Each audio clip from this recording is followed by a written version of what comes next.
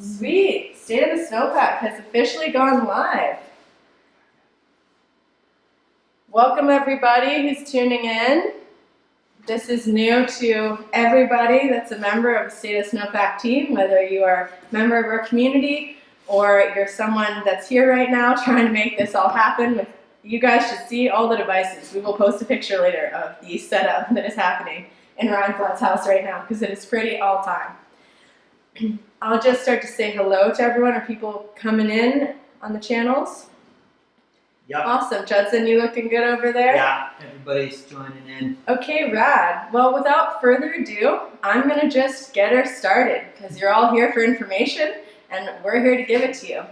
So I'm Morgan Dinsdale and this is the State of the Snowpack. Every winter tells a narrative. It's a story that plays out over time. When the wind blows, when the snow flies, when the sun beats down, that's a different chapter within the narrative that is our winter.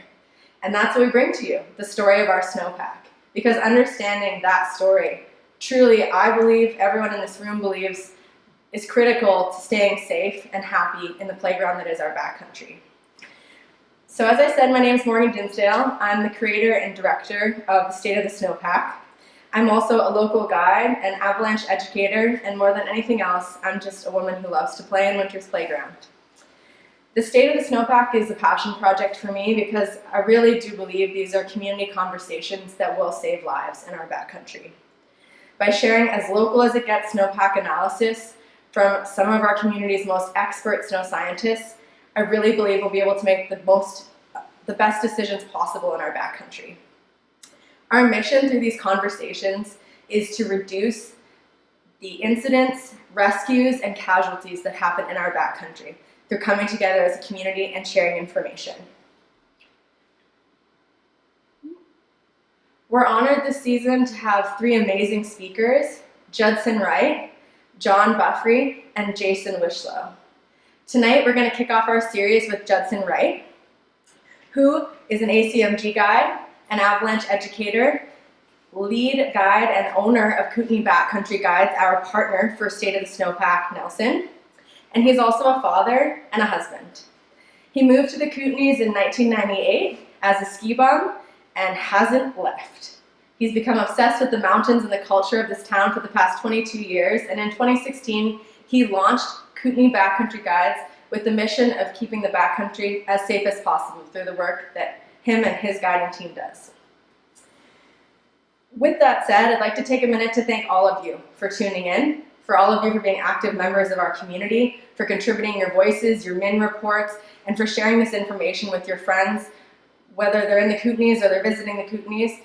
And I'd also like to thank Ryan Flat, who's here right now, a local adventure photographer, filmmaker, and coach, who has given us our expertise and allowing us to make this a live event and a virtual event. Because as we know, these times are wild times. We're all feeling really isolated right now, and the truth is we don't have to feel alone in the backcountry. And by keeping our community a sense of togetherness, and by sharing the information we have, that's how we're all gonna come home every single night, which is really what matters. So whether you're tuning in on live with us right now, or watching the replay on our brand new website, which is www.stateofthesnowpack.com. We're really stoked that you're watching this information and that you're sharing it with your friends.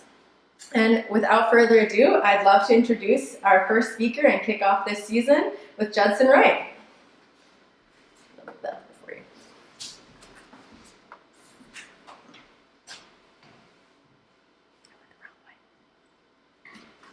Let me get my mic set up here, folks. Hold on. I'll grab my water.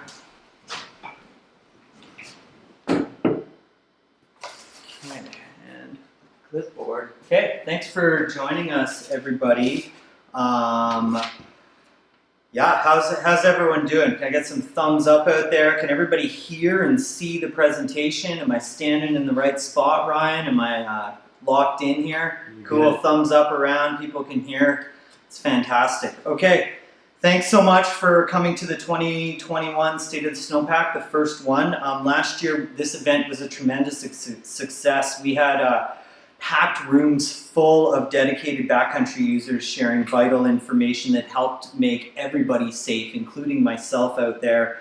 I got information from the crowds and people that I didn't have otherwise, and getting to see people and have these conversations is vital.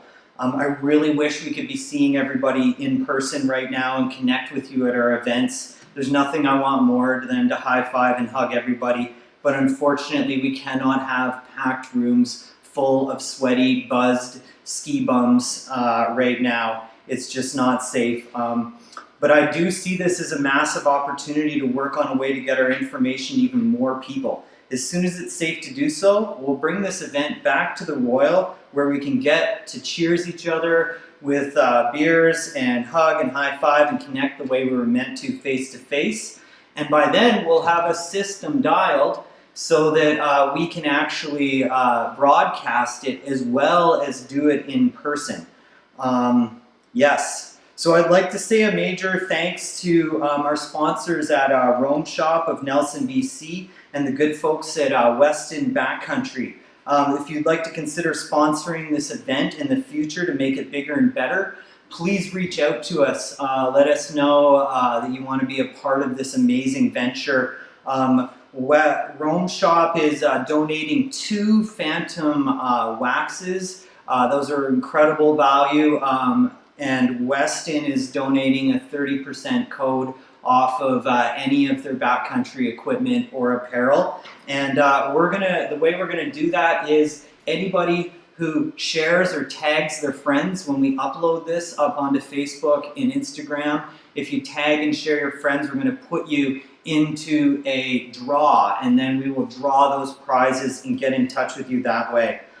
So I want to also give obviously a huge shout out to Ryan for setting this up. Technology is not my thing. Ryan has been dealing with me all day, freaking out about things, and then as soon as I saw him, he was like, oh yeah, I got this and that, don't worry, it's all good. We wouldn't be doing this without Ryan. This would not be happening right now. So Ryan, thank you so much. There he is. There's the beautiful man himself with his beautiful mustache. I hope to see Ryan with a face full of snow like this winter. Right on. If you want to connect with Ryan, he's at ryanfletmedia.com. You can check him out there. And I want to give obviously a huge shout out to Morgan who brought us this event. Morgan moved here, and one of the first things she did was like, let's throw this amazing backcountry event. Like, how incredible is that to like bring our community together as a totally brand new member? She just went for it, and then last year we had full houses, and we were kind of blown away and taken back by this whole thing. So this year we decided to just do more of it and dial our systems, and we were going to bring it to the Royal, which is a big room, but it's just not going to happen. And that's fine because we can get you here and you can hang out on your couch and chill out. So I want to give a huge shout out to this amazing backcountry community. The backcountry skiing community in the Kootenays is amazing. We are such a warm, welcoming, and strong, knowledgeable community. I've learned so much from this community. People have mentored me along, and I'm so lucky to have been a part of this incredible community. The dedication of learning and sharing information here, it warms my heart big time. So thank you so much for that. It's the mission of Kootenay Backcountry Guides and myself to be the local backcountry safety experts. We want to be one of the best sources you have for backcountry safety information. We want to provide the community with professional level training courses so that you can go out there and have the best season possible, the safest season possible, and find a lot of amazing POW out there. With the pandemic making things more challenging, we're committing at Kootenay Backcountry Guides to make the backcountry of the Kootenays a safer place for everyone. That is what we're trying to do day in, day out here.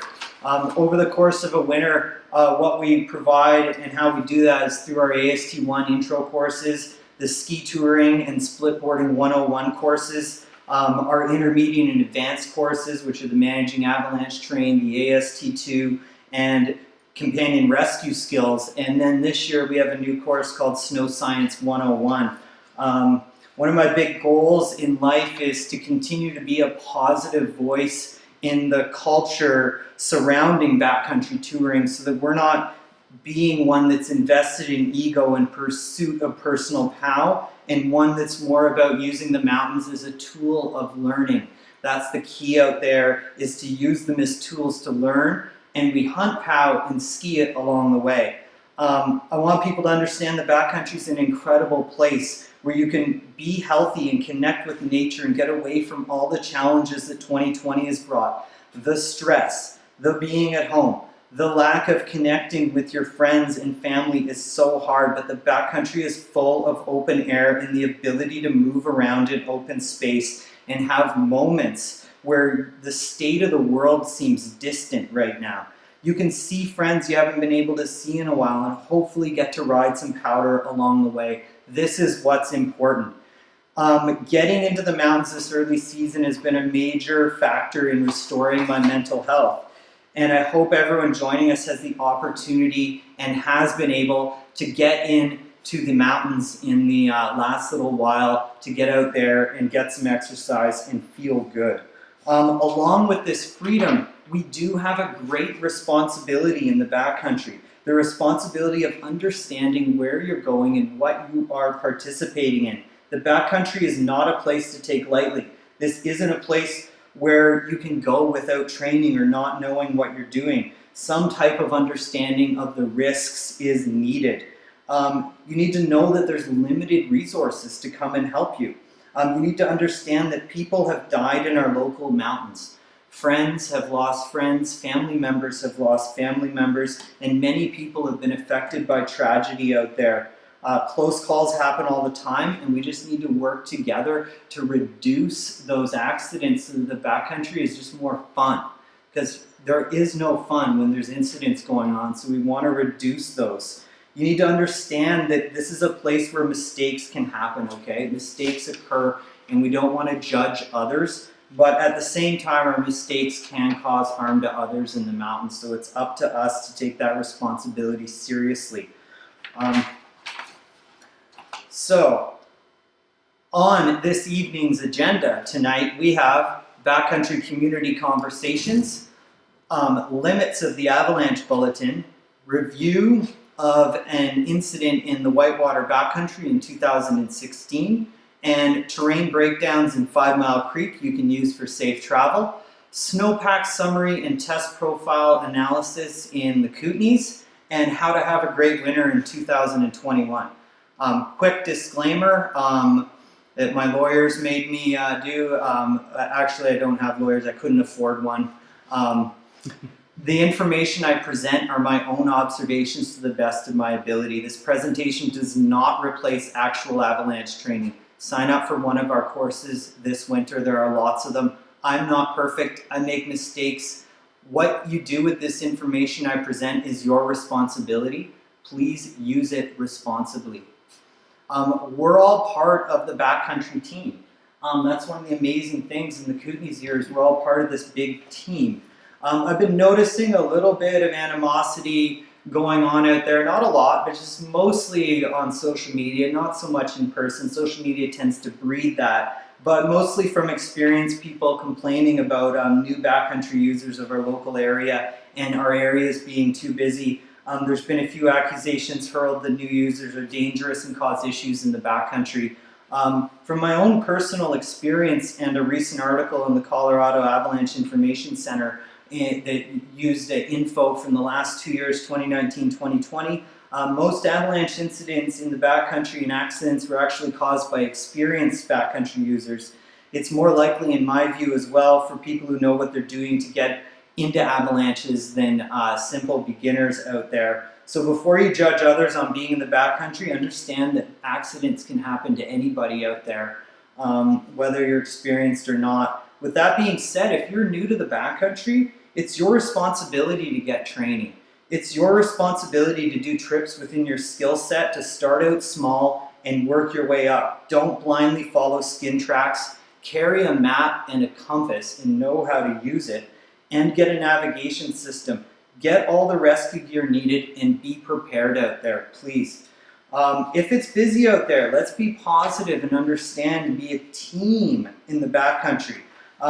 If you're there and the skin track is busy or the parking lot's busy, You're part of the crowd too. It's nobody's fault. It's just the way that it is out there. People are trying to get out for their own mental health right now. Let's foster everybody along. Let's be mentors. Seek out that mentorship. I know that I am part of the crowd that's going on out there. My tracks are out there as well.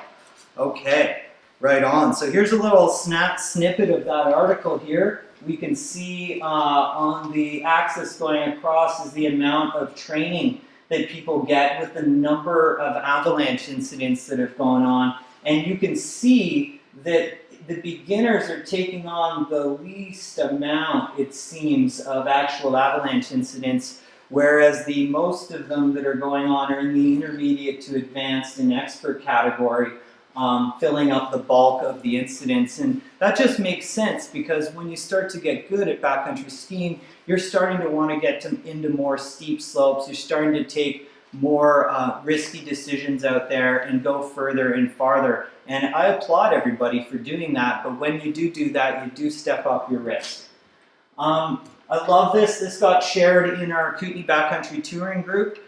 Thank you to whoever shared that. It's beautiful. It's basically a responsibility code, so if you want to see this, head on over to the Kootenay Backcountry Touring group. This is posted there. We'll put it up on our Facebook as well. Basically, leave no trace, be self-reliant, be inclusive, find a mentor, be a mentor. Love that. Ski aware, be aware of the risks that are out there. Be respectful, be nice, make space, communicate with one another out there. Ski smart, know your limits, and be kind. Do right by others in the backcountry. That's what it's all about. So, next topic. How does the Avalanche Bulletin work? So, the Avalanche Bulletin at Avalanche Canada works because guides, ski resorts, highways, and other backcountry operations are out there in the mountains. They share information with each other, and they share it with Avalanche Canada through an online information sharing network. That information gets shared with Avalanche Canada Forecast Office in Revelstoke, BC. The public also contributes to this bulletin through Mountain Information Network reports. Then a bulletin is produced for any given region. Sounds like a good system, Judson. What could possibly go wrong? Well, on a good year, we sometimes struggle to get enough data to make great decisions. We often extrapolate using a few isolated places, snow profiles, avalanche observations, to make sweeping avalanche condition predictions across entire mountain ranges. Okay? COVID-19 has decreased the number of commercial ski guiding and avalanche professionals reporting. This means that the data Avalanche Canada has to create the bulletin might not be as strong in previous seasons. We will see. That remains to be seen. But as of right now, there's not a lot of information going out there. So thank you, people in Avalanche Canada, for doing an amazing job. There's not a lot of info coming your way, but the data is sparse. We're going to do everything we can to give you that information. So we're hoping that that counter it through the public giving us information through relevant min reports. We're not saying every day you go out there and put in a min report. We're not saying you go out there and give a detailed description of every single run you did. We're looking for relevant data. Did you see an avalanche? Did you dig a profile? There's some awesome min reports out there right now from the Kootenay Range, from Kootenay Pass, that have great data. So thank you for giving us that. Understand that the forecast areas in the bulletin are large, okay? Kootenay boundary goes all the way up to Kelowna. The snowpack in Kelowna and here are not the same. So you have to work to understand that. The South Columbia goes all the way to Revelstoke. So South Columbia starts in Nelson and it moves all the way up towards Revelstoke. That's a huge, huge amount of terrain to cover. And sometimes conditions vary greatly from valley to valley. So when I give you this information tonight, I can't go and dig a profile in every valley, and every snowpack is different. So this is one of the lessons we try to teach to everyone, is that the snowpack is extremely variable across terrain. So it's up to you to go out there and make your decisions, you know. 15 years ago when I started, you had a map, you had a compass, you maybe got a bulletin. I used to remember getting it over the phone, or it would be posted in up at the ski hill, at the patrol shack, or wherever. So, and now you just have all of this information to work with. You just have to understand the limits of that information and where it comes from. So the bulletin's a forecast and a generalization. Treat that as such. All right, I'm gonna grab a quick little drink of water here. We got about 80 people with us right now. Awesome. Actually, we have 145. 145 people Yeah, between the good. places. Yeah, everybody, that's awesome. We're gonna get more and more. So that's pretty much the same crowd that we were getting last year at Backroads, and that will just continue to build. Thank you for joining us. I want to talk about a backcountry avalanche incident at Cold Smoke Powder Fest on February 21st, 2016 that I witnessed. This is the incident that kind of launched me into really wanting to go forth with Kootenay Backcountry Guides. It's an incident that really just highlights the human factors in the backcountry. So to give you a bit of the Snowpack incident and incident background here, the Cold Smoke Powder Fest is a large backcountry festival with events planned. People travel from afar to get there, and it's often the busiest weekend of the year. Avalanche Canada, this particular weekend, had issued a special public avalanche warning that's also known as a SPA. So they were out there warning the public that there were some dangerous conditions. Why were there dangerous conditions out there? We had two prominent weak layers in the snowpack, one down 30 centimeters and one down 60 to 130 centimeters deep in the snowpack. It was a serious weak layer that was going on. I was when I was prepping for this, I actually went through all my old Google, and it was just basically my Google photos for the week before this festival was basically shots of avalanche crowns. And I was like, wow, it was spicy out there. I was dodging things left and right. And then we had this 30 centimeters of snow overnight, right before the festival. And the layer was a storm slab with some wind overnight. It was down about 30, blowing into pockets of 40 type thing. The layer that was 130 centimeters deep, that was a persistent weak layer made up of surface hoar. The forecast warned that it was possible to ski or trigger avalanches to size 4. And I'll give you an idea a little bit in a photo here of how big a size 4 is, but that's going to knock out multiple hectares of forest. The day that we had was bluebird, so it was bluebird skies, and people were pumped. The feeling in the air was that of massive anticipation. You know, you have that feeling. It's that POW day. And there were signs all over Whitewater warning the public that there was considerable hazard in the backcountry, and that we urged caution. Even the CBC and the local radio stations were pumping it out there to try to get everybody on board.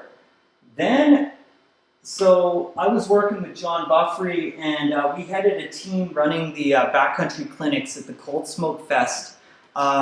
We took an extremely cautious approach to this day and went on very conservative terrain. When I approached Ridgetop, I saw the debris of the avalanche in this photo with two individuals exiting the debris pile. So here it is, there is the crown, and they had dropped in on this line in 5 Mile. It's quite a good line when things are stable. And the fellow is right there in the photo, one of them who was in it.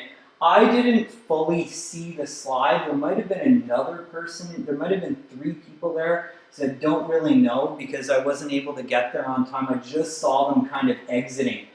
I tell this story not to shame any of the individuals because this could have happened to anybody in the backcountry that day out there, as you'll hear later in the story. I share this to highlight the issues that I believe are potentially going to be increasingly prevalent in the backcountry at the moment as we move forward with more people wanting to get out there.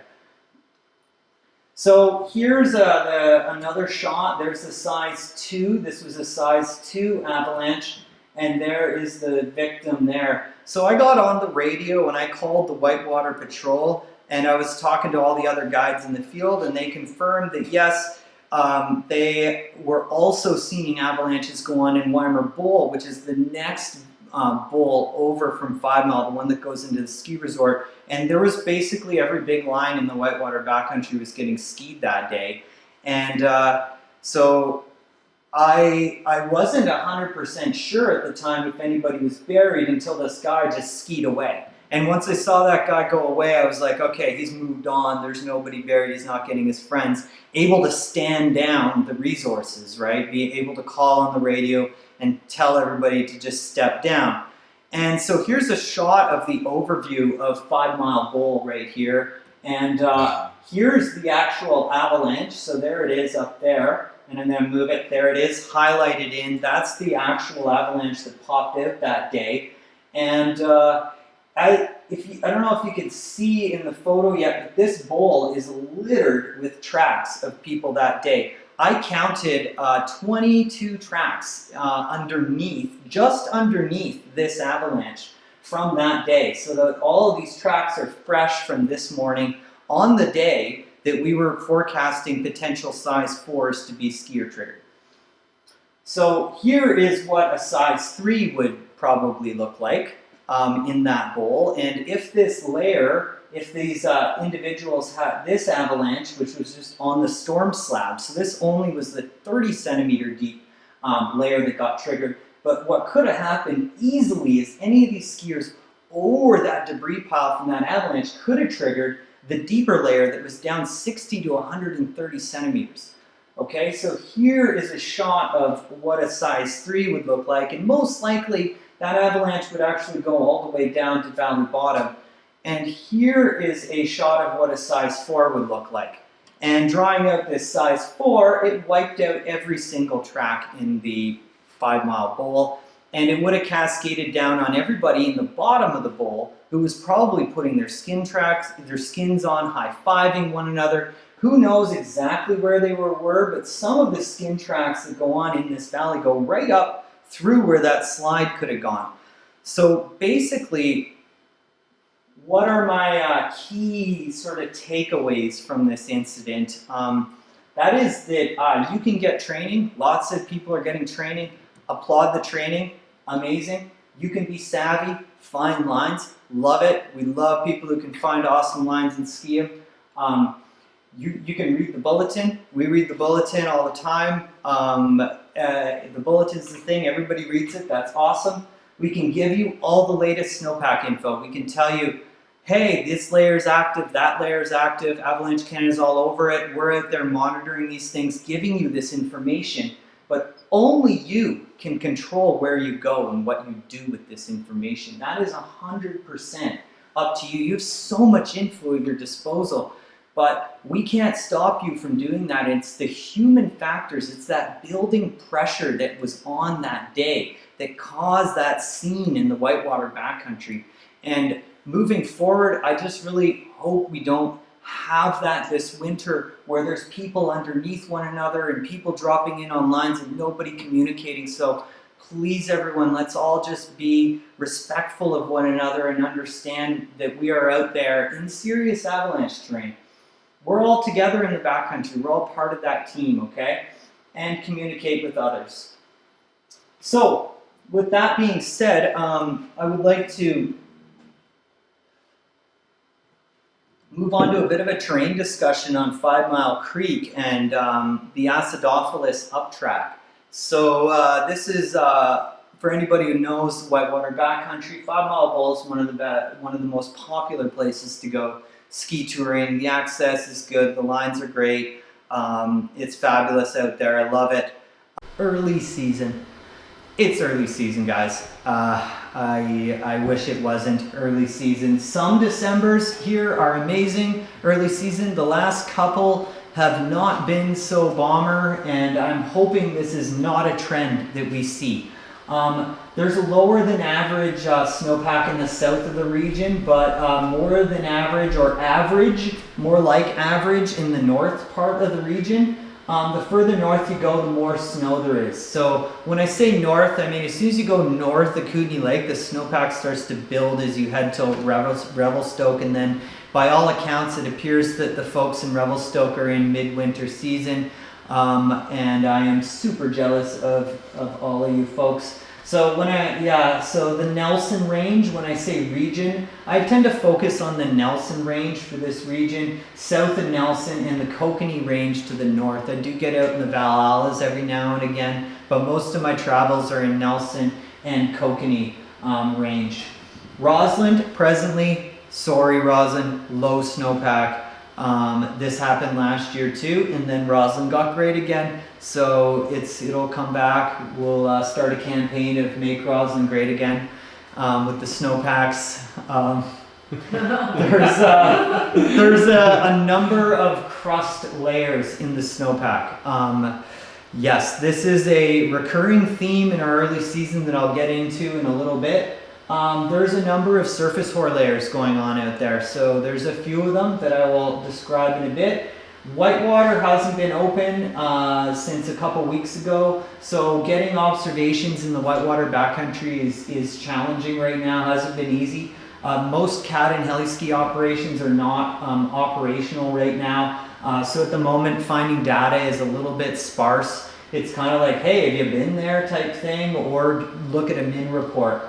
I'm gonna do my best here to break it down for you and let you know what's going on. So let's dive in. All right, early season crust occurrence. I showed this slide last year, and for those of you who missed it or weren't able to see, this is a slide, and this slide's super important to me because this is a timeline. So on the bottom, we have the years that didn't have early season crust. So we start out at 1960, and it looks like most of the years there isn't an early season crust, meaning that there isn't a crust that forms in October, November, even early December, that ends up sitting at the base of the snowpack, okay? And then on the top one is all the years that have had a crust. And we can see that either the reporters at the Fidelity plot in Revelstoke have decided to fudge the data and don't even know what a crust is, or only started figuring out what crusts were in 1995, which I assure you is not the case. The reality is that climate change is creating these weather patterns that we are getting here, where we are having more and more crusts in our early season snowpack. Last year, there was a lot of freezing rain in the early season, right up into January. It was really, it's this thing I've just noticed. I've only been here 22 years, so I don't know. My data is not that robust when you consider about a historical data, but basically this whole freezing rain thing that's going on, that from the old timers, no, they're like, we didn't used to have this, now we do. And so we're getting these crusts, they get buried in the snowpack, and then we deal with them for a while. Maybe there's facets on them, maybe there's surface, or I don't really know, but the crusts tend to exacerbate all of the issues we have in the snowpack, okay, especially when there's wheat crystals sitting on them. So here is our data chart. I wish I could get a bit closer here. This is the snow water equivalency, and maybe when I upload it in the comments on the Facebook page at Kootenay Backcountry Guides, I will include this data chart in our post so everybody can look at it.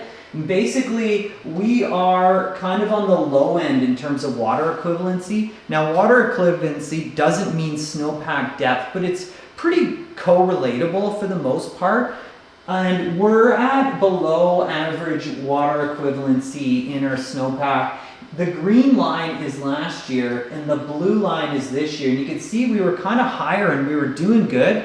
Everybody was pumped. Remember Halloween? People were like, yeah, I'm early season skiing in Halloween, it's awesome. And then there was some good skiing in mid-November, and everyone's like, yeah, we're all going to Whitewater in the parking lot. It's like traffic jams on the road. That's where these bumps are. Everybody was stoked, and then it's kind of like, and we haven't really had much for the last little bit, and we've been getting these freezing rain events, and we got this incredible warm-up that happened last week where I was dealing with highs of +8 out there. And anyway, so you can see the line is kind of tailing off, and we're actually at the equivalent we were last year at this point. I remember having to deliver some bad news this time last year. I hate to be that guy. Don't want to be him. I want to be the stoked guy that I was in January when we did our second one, and the crowd was pretty hyped at the state of the snowpack because everyone in it had powder up to their eyeballs, for about a month, and that's where this was last year. So that's that green line,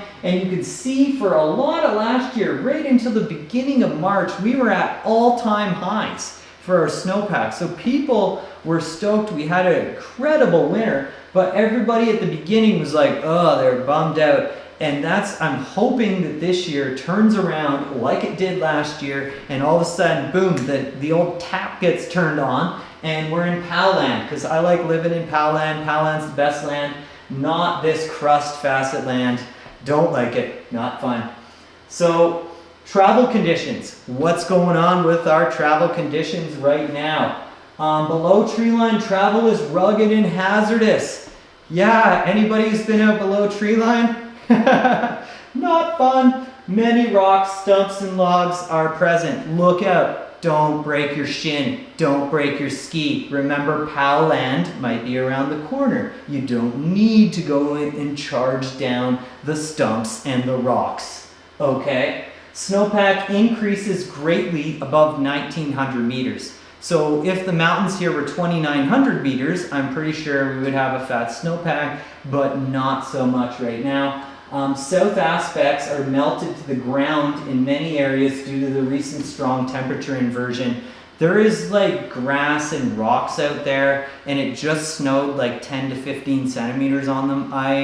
That heat wave just decimated the south aspects. So look out on the south. The snowpack is carrying well. What does that mean? It means that where the snowpack is deeper and you can find it, it's supportive and you stay on top of it. Those crusts are actually making it so that it's supportive, and the travel is quite reasonable when you find areas that are deep enough, okay?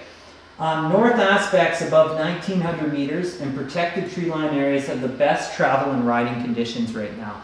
So the Alpine looks heavily wind affected and highly variable snowpack depths. I've only been in the Alpine in the Kootenay Range, and it was pretty good out there, but when I looked around, I couldn't see close, but around Whitewater, it looked like Weimer Bowl was hammered by wind, and potentially 5 Mile would be as well. So I don't know this last storm if it was enough to kind of buffer everything up, but highly wind affected and variable snowpack depths. Tree line depths range from, I hate to say this, 65 to 80 centimeters at Kootenay Pass, and around Whitewater it appears to be more like 100 to 120, and then 120 to 140 in Kootenay, and the further north you get, the deeper it gets.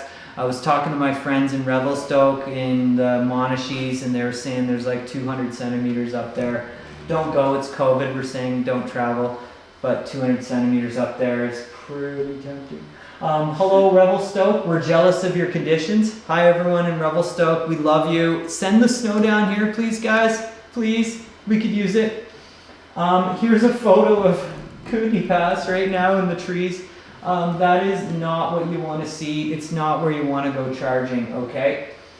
Prominent layers. So we just had a new layer get buried, the December 7th surface hoar. This is going to be an interesting one, and I'm pretty sure you're going to be reading about this one in the forecast if it dumps a bunch. This will be the layer we're talking about along with a couple other ones, but there is some monstrous surface hoar going on out there. It was in where I found here, those are about size 30, so 3 centimeter surface hoar crystals. That's a big surface hoar crystal. The current storm totals from last night, overnight on the 8th and the morning of the 9th, are anywhere from 5 to 20. It actually started snowing on the 7th, and we'll get into what happened on the 7th. But last night, anywhere from 5 to 20. It looks like maybe a bit more up at Whitewater. I don't know if anybody toured up Evening Ridge. If anybody's in the comments right now and you went up Evening Ridge or around the Whitewater today, please let us know how much snow you think fell there. Did it improve anything? And I will report it. The December 7th surface hoar layer. This is a widespread layer on all aspects and elevations. This layer was melted off on steep south aspects. In some areas it fully melted off. On other south aspects it sits on a melt freeze crust, which isn't good. We don't want surface hoar sitting on a melt freeze crust. That's bad. and we'll get into that in a little bit later. There is also the December 7th melt freeze crust. So this crust is on all aspects that get solar radiation that are steeper than 20 degrees. So anywhere where the sun was out in the last while, so that would be mostly like west all the way over to the east aspects, where they got sun, there's a melt freeze crust. It's on all elevations, but it's more prevalent at upper elevations due to the temperature inversion. So the upper elevations they got baked heavy. White Queen got 10 centimeters. White Queen got 10, Something okay. on top there today. Okay, Sign awesome. everybody Saeed. Saeed, did it carry well? How were the turns? So the December 7th layer also came as freezing rain. So it was freezing rain and it was snow, okay? So in places that freezing rain has hit that surface core. And I'm not saying it melted it off. I don't know what it did to that surface core. Where I saw it at Kootenay Pass, and there was quite a bit of freezing rain, at the upper elevations, the small crystals, it basically turned to ice. Where the crystals were bigger, the freezing rain like stuck, and you can see it in this photo. The freezing rain is on and it's kind of stuck onto the surface core, and you know what? I'm not going to trust it. This layer is not one I'm going to trust moving forward. It's buried now. It's going to take me a while to get used to this layer. That's if it snows. Like right now, they're saying like 5-10 centimeters, not that much, sitting on top of it. Hopefully 20 somewhere. That would be awesome. The next layer is the November 30th surface ore. So it's down 20 to 30 and it's 5 to 10 millimeters in size. So that layer came in the last clear spell. It happened right at the beginning or end of November there. And it's quite big too. And I was getting results on it in Snowpack tests last weekend. I was getting extended column tests propagating across the whole block on this layer when it was down 40. So another 10, I'm guessing maybe it's down 50 there. The November 22nd surface ore is being found in many areas and is 5 to 10 millimeters in size. This layer is 25 to 50 centimeters deep depending on the location you're in. The November 18th melt freeze crust. This is on all aspects and elevations, and it's midway through the snowpack. So wherever it is, it tends to be sitting in the middle of the snowpack. If you got 130, it's like at 65. If you got 80, it's at 40. It's like a big fat stripe sitting there in the middle of the snowpack.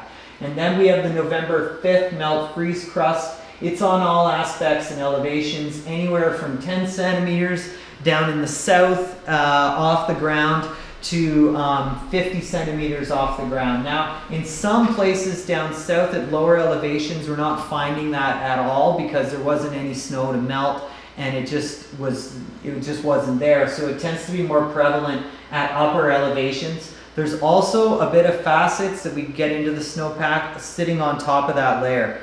So this is the December 7th surface ore layer, which is actually at this plot here. This is at Kootenay Pass at 2,000 meters on a northeast aspect on Lightning Strike Ridge.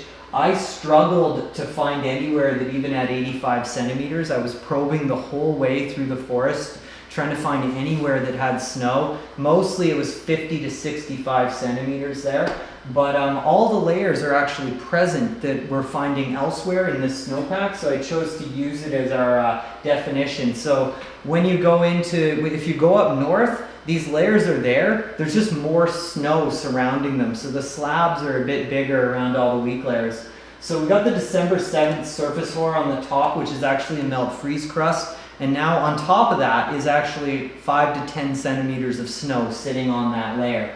Underneath that, about 10 centimeters down, we have the November 30th surface ore. Then we have the November 22nd surface ore. And then we have the November 18th melt freeze crust. And you can see that stripe in the snowpack, followed by the bottom, which is the November 5th melt freeze crust. And here's a profile demonstration of that snowpack.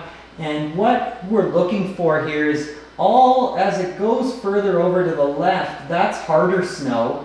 And going to the right, when you have these little dots, that's the weak snow. So what we're always looking for in these snowpacks is there strong snow over weak snow? meaning is there a slab sitting over top of one of these weak layers? And these weak layers in this pit right here, they don't have a lot of snow over top of them, but as you go further north, there's more snow. There's 40, there's 50 sitting on top of it. So that's where these layers could become more of a problem when there's more snow on them. And these crusts, all of these lines, 1, 2, 3, 4, there are 5 crusts that I identified in this snowpack. Remember in 1995, there were no crusts forming in the snowpack. We have 5 already. So I did do some tests on these layers. I didn't get anything to react. So there was nothing to react on these tests. That doesn't mean that none of these layers are going to be a problem. It just means that in this location, in the tests I did, I wasn't able to get them to react to my tests. Like I said, I did on this layer here down 20. Further north, when I tested it, it was down 40, and I did get it to propagate across the block, and I did find surface ore on the layer.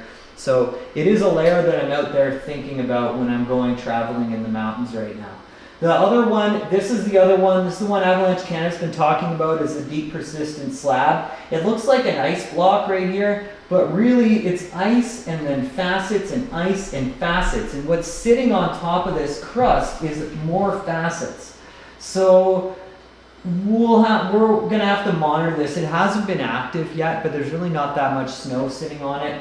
And where is this layer a problem? It's in places of smooth ground cover, because literally, right, it's right on the ground. So the smooth ground cover is where we're worrying about this.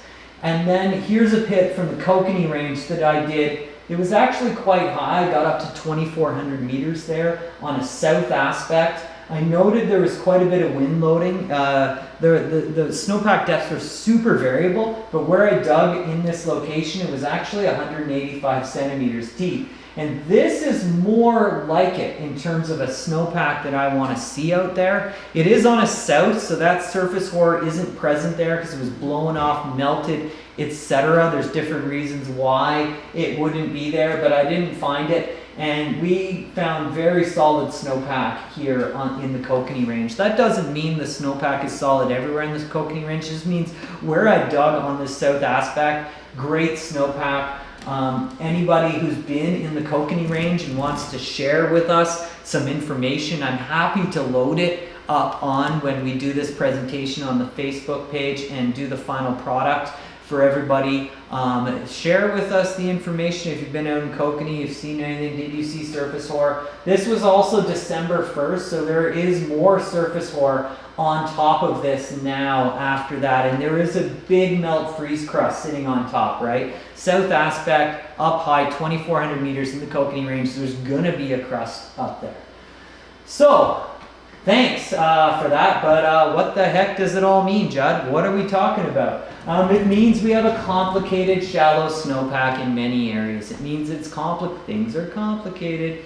I don't like complications. I don't like complications in snowpacks. Bad thing.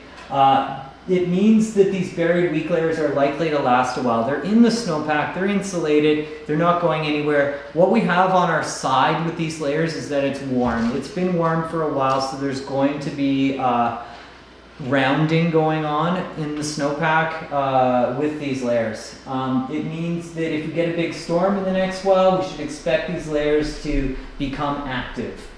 It means that there are hazards other than snow. Snow and avalanches are not our only hazard in the backcountry. The snowpack is thin in many areas. Ride with care. Take it easy out there. Be gentle. It's early. Don't go and have to buy another pair of $1,000 skis at Rome. Or actually, maybe Rob would want you to do that, but don't break your skis, don't break your gear, please. So the bulletin here, it's just saying a localized pulse drop moist snow with moderate winds. That's what they're talking about at Avalanche Canada. They're calling for the danger to be moderate, low, moving into tomorrow, and then moderate, low. Looks like we're going into a drying pattern again, so that is too bad. And then we have the issues they're talking about is that the local, the storm slab right now, up to size 2 is possible. up to 20 centimeters of snow accumulated in localized areas with moderate winds. If anybody knows where 20 centimeters fell, please tell me so I can go ski it. I would like to know that. Deep persistent slab problem is our next issue in the snowpack, and that's at alpine and tree line on all slopes and unlikely. So this is the issue that they're talking about, that melt freeze crust in the base of the snowpack, is that deep persistent slab problem. And so the question is where are we going to find that? So in the bulletin, everyone can read the bulletin themselves and check it out. I won't go too deep into it, but I want to get at is where are these deep persistent slab issues? And please let me go over to it. Are we there? Yes, we are back. That's your presenter notes. What do we mean? Go to the other one. Oh. Yeah, that's your presenter notes. Okay, so I just go escape. And then I just go to play. Yeah. Yeah.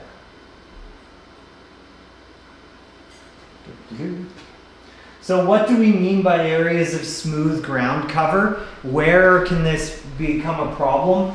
This is a shot I took when I was out in Kootenay, and these are people skiing rock slabs. They were like 35 to 40 degree rock slabs. This is the areas of smooth ground cover that we're talking about with this layer that's been in the bulletin for a while now. So any areas like this are the ones that we're cautioning in terms of releasing this layer. Rock slabs in general, often tricky. Lots of avalanches come off of rock slabs. You often get glide crack releases on them, and lots of faceting around the rocks on the ground. So how are we going to get out there and have the best winter ever? We're going to follow the bulletin, not just the day you go out. Read it every day. Share the information in it. Travel with your friends who have training and respect your voice. Travel with people who listen to you. Listen to your friends who are voicing their concerns regarding the risk that your group happens to be taking. Travel with people who are trained in how to use their equipment. Take a course, take 2 courses, share your knowledge, and help mentor others. Share your relevant observations through MIN reports, please.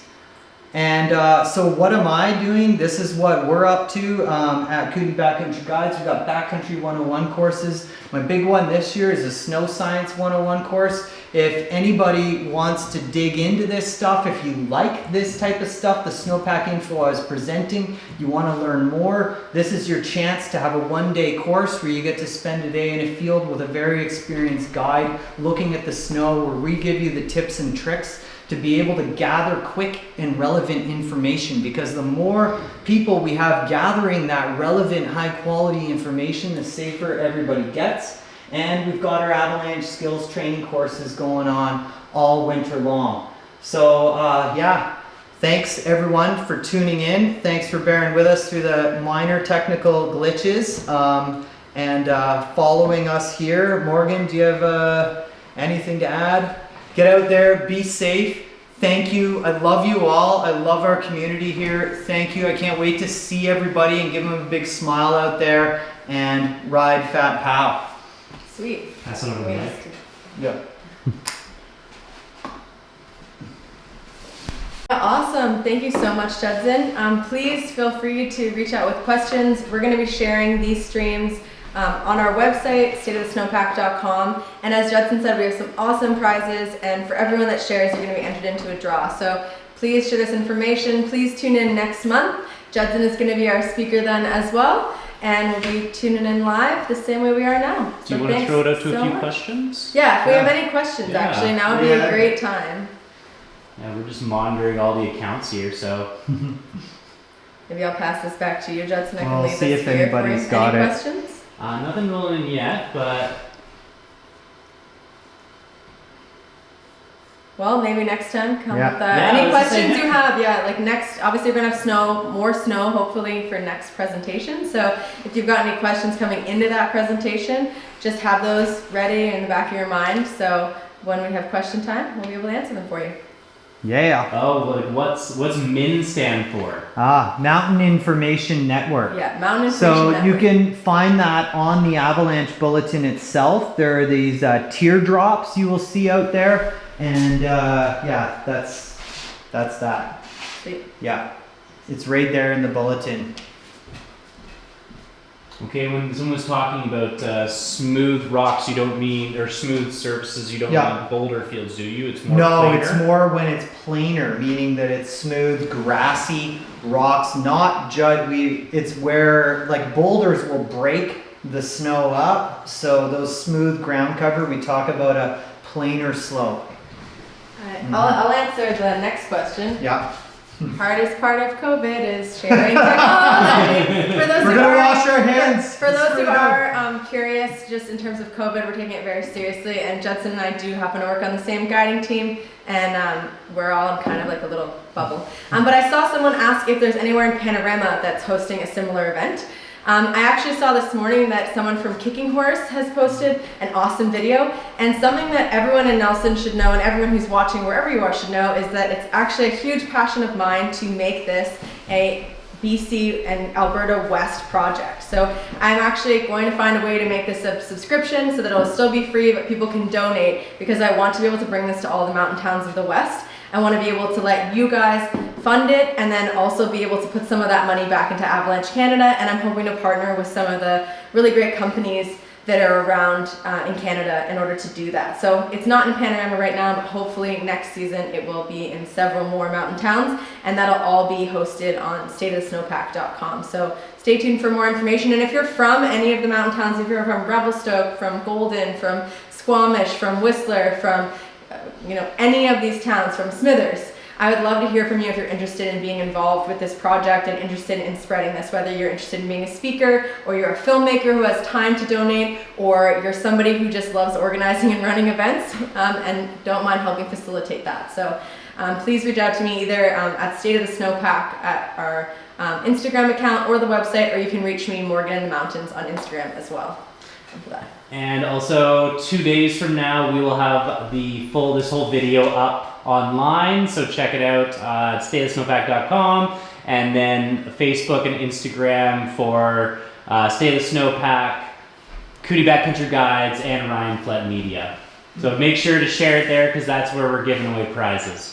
Yeah, absolutely, and please share, because we've seen tonight over 150 people have tuned in on the different ways to stream this information, and that means that if every single one of those 150 people shared with just one person, that would be 300 people in our backcountry who have this information, which, as you guys have seen tonight, is super useful and helpful, and really like as local as it can possibly get. So please share it. It means more than just a prize. It really could mean saving somebody's skin. So appreciate it. Any other questions? Awesome. Well, Thanks, huge everybody. thank you to Ryan Flett, and huge thank you to Judson, and thank you guys all to tune in and put up with all of our technical difficulties, and hope you've enjoyed it. Have a nice night, guys.